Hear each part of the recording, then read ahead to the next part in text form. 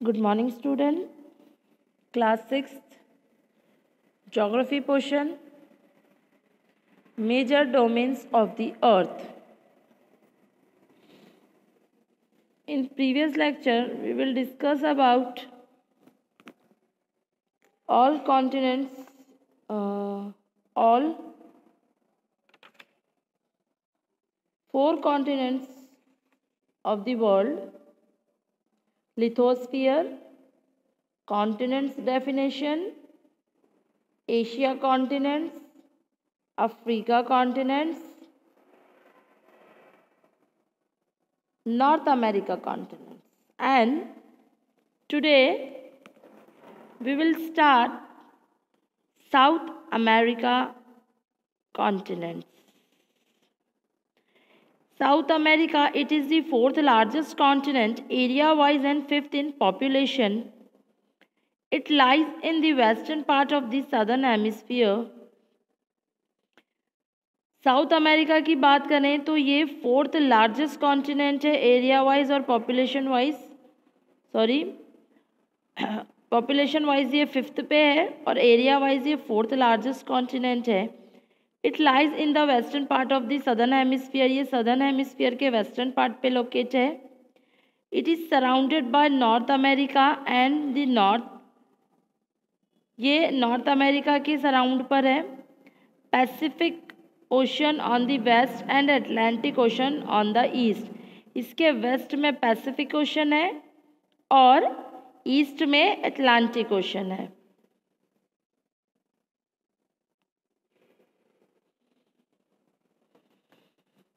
The process is followed by condensation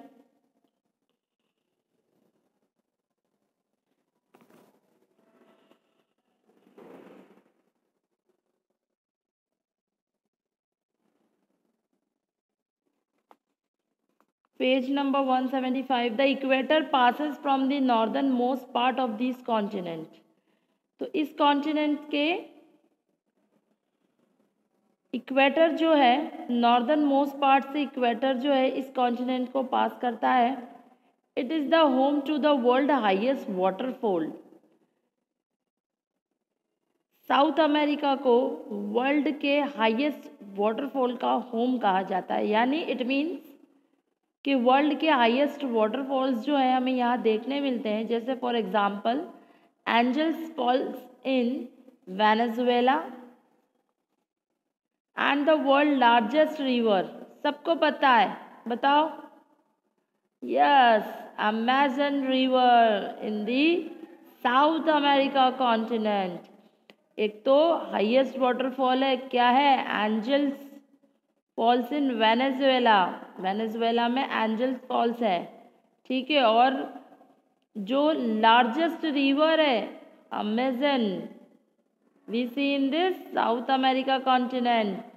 अब और क्या क्या है देखो, दी हाईएस्ट पीक भी यही है क्योंकि यहाँ पर वर्ल्ड के लॉन्गेस्ट माउंटेन्स नज़र आएंगे आपको. माउंटेन्स की जो रेंज है लॉन्गेस्ट वो यही है. क्या है? The highest peak of this range is Aconcagua at 6,962 meters above the sea level. South America is also famous for the driest place in the habitat of numerous rare form of the flora and fauna. एक तो highest peak है यहाँ पे भैया Aconcagua, और उसके बाद ये ड्राइएस्ट प्लेस में गिना जाता है क्योंकि यहाँ पर एटाकाना डेजर्ट है और साथ के साथ यहाँ अमेज़न फॉरेस्ट होने की वजह से हमें फ्लोरा एंड फोना समझते हो ना. फ्लोरा मीन्स जितनी भी प्लांट्स की स्पीशीज़ होती है और फोना मीन्स जितनी भी एनिमल की स्पीशीज़ होती है यानी टाइप्स होते हैं. तो ऐसे रेयर फ्लोरा एंड फोना जो अभी लुप्त हो चुके हैं यानी जिनकी क्वांटिटी ऑलमोस्ट ख़त्म हो चुकी है या ख़त्म होने वाली है, तो ऐसे ऐसे फ्लोरा एंड फोना की जो टाइप्स है स्पीशीज़ है वो हमें यहाँ अमेज़न फॉरेस्ट में देखने मिलते हैं. बात करते हैं नेक्स्ट की, Australia is the smallest continent. देखो हमने ना पिछले लेक्चर में एक बात की थी कि नॉर्थ अमेरिका और साउथ अमेरिका को एक लाइन जोड़ती है। देखो ये हमने बात की थी, ये लाइन दिख रही है आप लोगों को, ये दिख रही है आप लोगों को, ये एरो मार्क छोटा सा, ये एरो मार्क, ये लाइन इस नॉर्थ अमेरिका और साउथ अमेरिका को जोड़ रही है। ठीक है, इसको क्या कहते हैं? इसको कहते हैं इस्थमस। इस्थमस कहते हैं, ये हमने पढ़ लिया था। लेकिन एक बात आई है आपके बुक में 175 के, बहुत इंटरेस्टिंग नॉलेज है कि हमारा जो इंडिया है भाई, जब हम वहाँ बात कर रहे हैं तो हम हमारे इंडिया की भी नॉलेज लेते हैं। क्या है? देखो हमारे इंडिया के साउथ में श्रीलंका है ना, दिख गया सबको। अब ये श्रीलंका और इंडिया को भी एक नैरो स्ट्रिप जोड़ती है।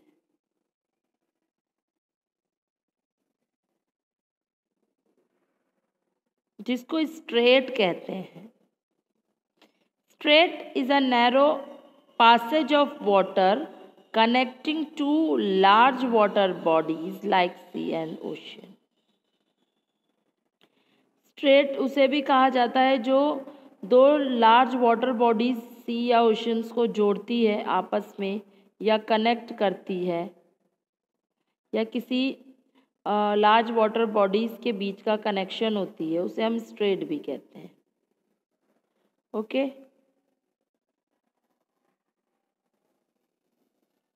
तो एक क्वेश्चन पूछा है आपकी बुक ने, name the straight between India and Sri Lanka.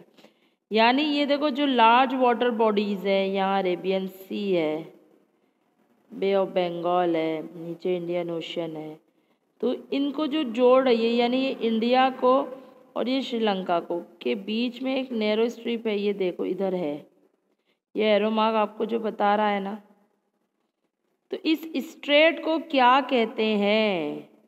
Gas कर सकते हो? इस स्ट्रेट को कहते हैं park straight.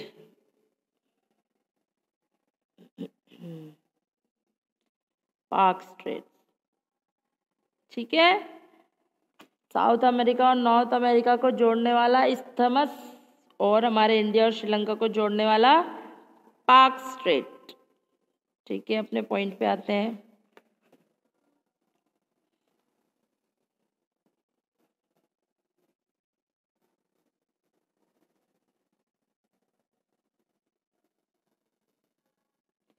Australia is the smallest continent, is completely lies in the southern hemisphere.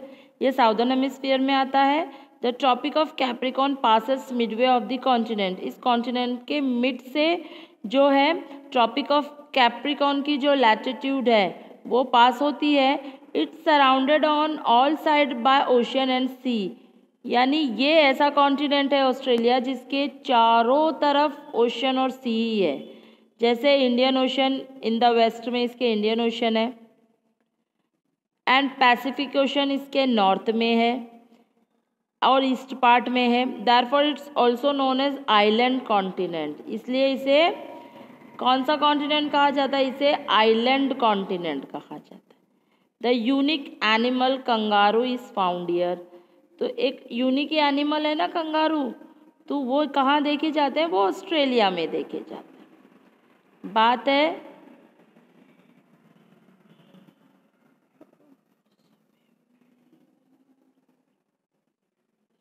Europe, it is second smallest continent on the earth. ये सबसे छोटा कॉन्टिनेंट है, सबसे छोटे में सेकेंड नंबर पे आता है ये continent.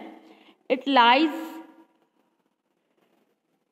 In the eastern part of the northern hemisphere. ये नॉर्दर्न हेमिस्फीयर के ईस्टर्न पार्ट पर है। It is bordered by the Arctic ocean in the north and by the Atlantic ocean in the west. तो north में Arctic ocean आता है इसके, और वेस्ट में अटलांटिक ओशन आता है। It lies to the west of Asia and the Ural mountains. तो यूरोप के वेस्ट साइड में एशिया है और यूरल माउंटेन जो है इस यूरोप को एशिया से डिफरेंट करता है, यानी काटता है। यूरल माउंटेन की जो रेंज है वो यूरोप को एशिया से बीच में से काट देती है, डिवाइड कर देती है। ऑस्ट्रेलिया हमने पढ़ लिया। Antarctic, it is the southern most continent on the south pole. तो अंटार्कटिक हमें साउथ पोल पे ही देखने को मिलते हैं। The south pole lies at the centre of the continent. It is the fifth largest continent. It is covered with thick layer of ice. सबको पता है अंटार्कटिक कॉन्टिनेंट जो है वो एक थिक लेयर आइस की वहाँ पर स्प्रेड है। Extreme cold condition prevail here. Extreme cold condition है यानी कोल्ड से भी ज़्यादा बहुत बुरी कंडीशन है, यानी ठंड इतनी है, एक्सट्रीम है, फील नहीं कर सकते। It is no man land isolated continent.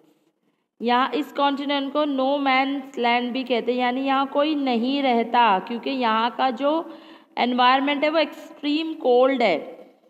Some of the unique animal species found here are penguins, blue whale and fur seal.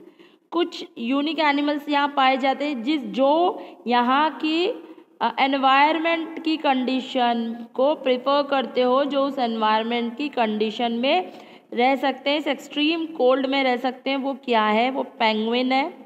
सबको पता है क्या होता है पेंगुइन, ब्लू व्हेल है और फर सील है। सब जानते हैं इन 3 कॉमन एनिमल्स के बारे में।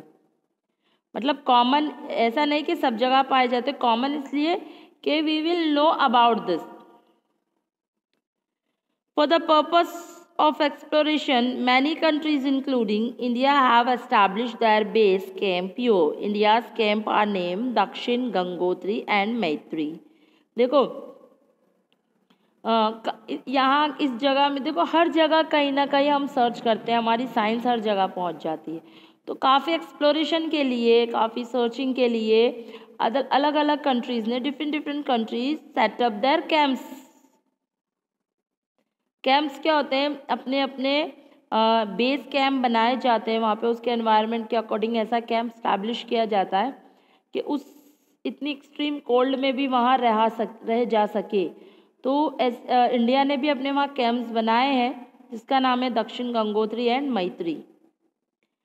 अब हम बात करते हैं हाइड्रोस्फीयर की। हाइड्रोस्फीयर ऑन दी अर्थ, हमने ये प्रीवियस लेसन में भी पढ़ा था।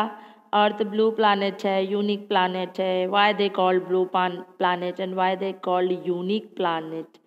Because they suitable for human life. Hydrosphere on the earth refers to the water in all form, solid, liquid and gaseous. Hydrosphere हमें अर्थ पे तीनों फॉर्म में मिलता है, सॉलिड में भी दिखा जाता है, लिक्विड में भी दिखता है, गैसेस में भी दिखता है। पूछूं क्वेश्चन कि भाई लिक्विड में कैसे दिखता है? ऑब्वियस है मैम। बच्चे कहेंगे मैम ऑब्वियस है, पॉन्ड्स है, लेक है, रिवर है।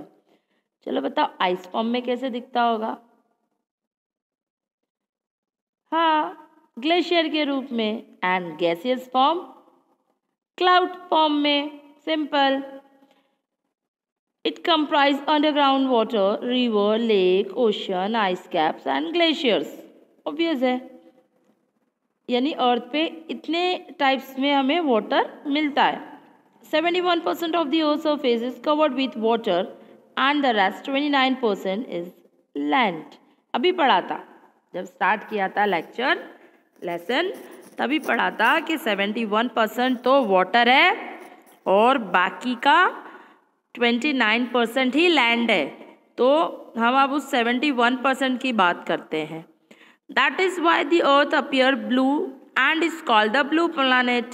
हमने पहले लेसन में पढ़ा है कि अर्थ को क्यों ब्लू प्लैनेट कहते हैं और उसे क्यों यूनिक प्लैनेट कहते हैं। The volume of the world ocean is estimated to be about 1367 million cubic kilometer. All over the world जो ओशियन के वाटर का वॉल्यूम है वो 1367 मिलियन क्यूबिक किलोमीटर है। ये देखो आप लोग, अगर आप देख रहे हो तो ये इतना पूरा, ये जो ब्लू ब्लू दिख रहा है ना बेटा, ये पूरा वाटर है, ठीक है। ये 97 जो है, क्या समझ में आ रहा है कि ये समझो अर्थ, वर्ल्ड में जितना, अर्थ पे जितना पानी है ना, तो पानी कितना है 100%। उस 100% में 97% वाटर जो है ना सेलाइन वाटर है। सेलाइन मतलब, सेलाइन यानी खारा पानी है, नमक का पानी है।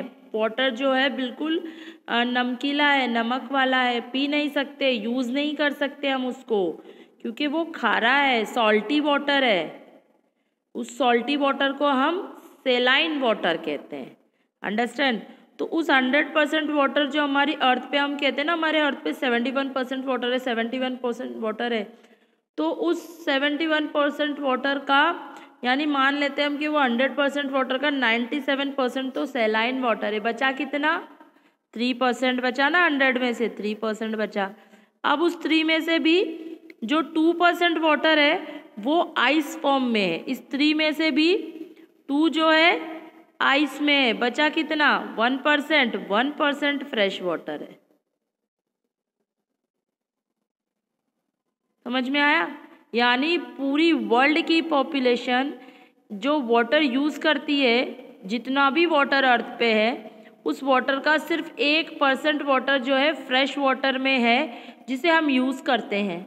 अब सोचिए आप, कितनी बड़ी पॉपुलेशन 1% वाटर को यूज़ कर रही है, तो थिंक अबाउट इट कि बाकी 97% वाटर कितना होगा। तभी तो ये प्रॉब्लम है कि ग्लेशियर मेल्ट हो रहे हैं। ऐसे ही कम वाटर नहीं है, 1% वाटर हम आराम से जी रहे हैं उसके साथ में। सोचो ये 70%, 71% वाटर में अगर ये 2% ग्लेशियर मेल्ट होके, पिघल के मेल्ट होके इसमें मिल जाएंगे, वाटर लेवल कितना अप हो जाएगा, और उसके बाद कितनी खतरनाक चीज़ सामने आएगी, अर्थ बिल्कुल ख़त्म हो जाएगी। यही तो वजह है कि क्यों बार बार कहा जा रहा है कि सेव एनवायरनमेंट, रिड्यूस।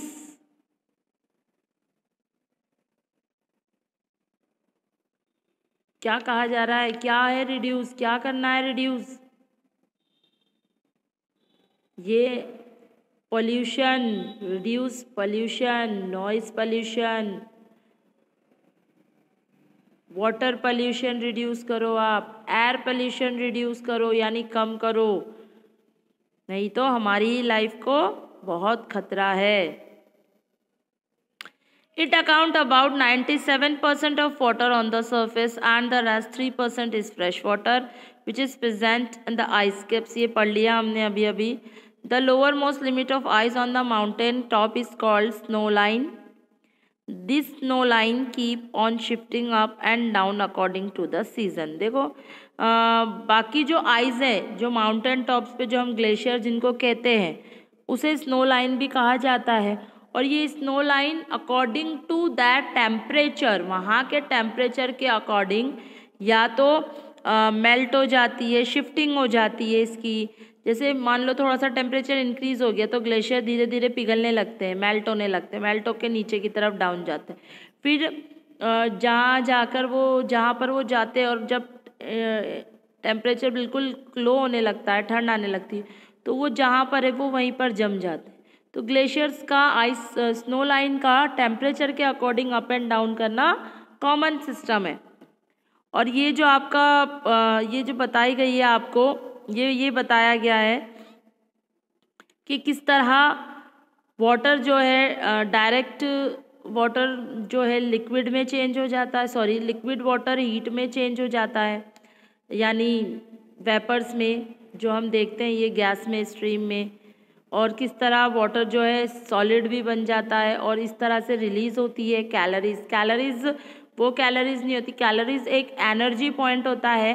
तो जब वाटर अपना टाइप्स चेंज करता है, वाटर अपनी बॉडीज़ को चेंज करता है, तो उसमें से रिलीज़ होने वाली एनर्जी कितनी होती है? तो वो 680 कैलोरीज होती है जब वो रिलीज़ होती है। इसमें कुछ ऐसे आप लोगों के लिए इतना डीपली जाने की ज़रूरत नहीं है, इसे बस जस्ट देख लीजिएगा। फिर भी नहीं समझेगा, मैं आप लोगों को इसे एक्सप्लेन कर दूंगी। आते हैं वाटर साइकिल की तरफ। Water keep on moving from one space to another in different form in a cyclical manner. Water from the ocean, sea, river, lake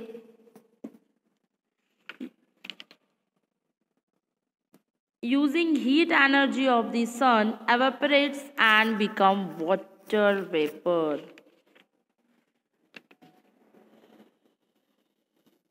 दिख रहा है आप लोगों को बच्चा? ये देखो आप, क्या दिख रहा है? मुझे तो बहुत अच्छे से दिख रहा है कि बारिश हो रही है, यहाँ मछलियाँ तैर रही है ना? यही देख रहे होंगे। वो मत देखो, ये देखो यहाँ क्या लिखा हुआ है। इवेपोरेशन लिखा हुआ है, कंडेंसेशन लिखा हुआ है, और एक वर्ड नहीं लिखा हुआ है, वो है प्रेसिपिटेशन। तो ये सब क्या है? क्या है ये सब? जानते हो इसके बारे में? नहीं जानते? चलो पढ़ाते हैं आपको कि ये क्या है। The process is followed by condensation in which water vapor, नहीं पहले ये पढ़ाते हैं कि ये है क्या चीज़। देखो ये है वाटर साइकिल।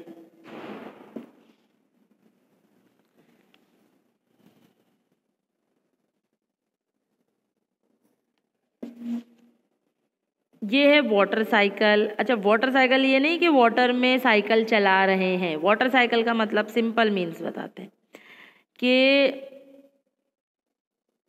जब जो वाटर बॉडीज हम देखते हैं ना अर्थ पे, लेक्स, रिवर, ओशन, सी, व्हाटएवर, जितनी भी वाटर बॉडीज है, उन पे जब सन की रेस, देखो आपको ये सन दिख रहा है ना, सन, ठीक है, सन अंकल दिख गए। जब इनकी रेस पड़ती है ना, हीटिंग ही यहाँ पे देखो पड़ रही है, वाटर पे पड़ रही है, अब वाटर क्या होगा? गर्म हो जाएगा। गर्म होके जब पानी गर्म होता है, आपने हमेशा देखा होगा मम्मा जब पानी गर्म करती है तो क्या रिलीज होता है? वेपर। वेपर रिलीज होता है ना, गैस, भाप, भाप कहते हैं जिसे। तो वो ऊपर की तरफ उठती है। क्यों? क्योंकि वो बहुत लाइट होती है। तो इसी तरह सन की रेस जब वाटर बॉडीज पे पड़ती है तो उसमें से जो वेपर ऊपर की तरफ उठती है, और जब ऊपर की तरफ जाती है तो उसे हम इवोपरेशन कहते हैं। सन रेस का वाटर बॉडीज पे पड़ना और उसके हीट की वजह से उस वाटर बॉडीज पर से वेपर्स का ऊपर उठना, भाप का उठना, इवोपरेशन कहलाता है। समझ में आया?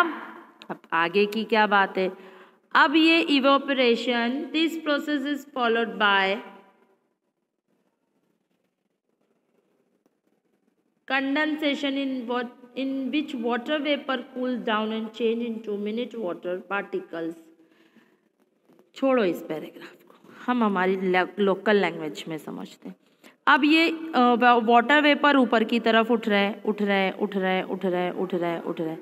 अब वाटर वेपर जो होते हैं वो जब ऊपर की तरफ उठते हैं और पीछे से भी आए जा रहे हैं, आए जा रहे हैं, आए जा रहे हैं, तो क्या होगा?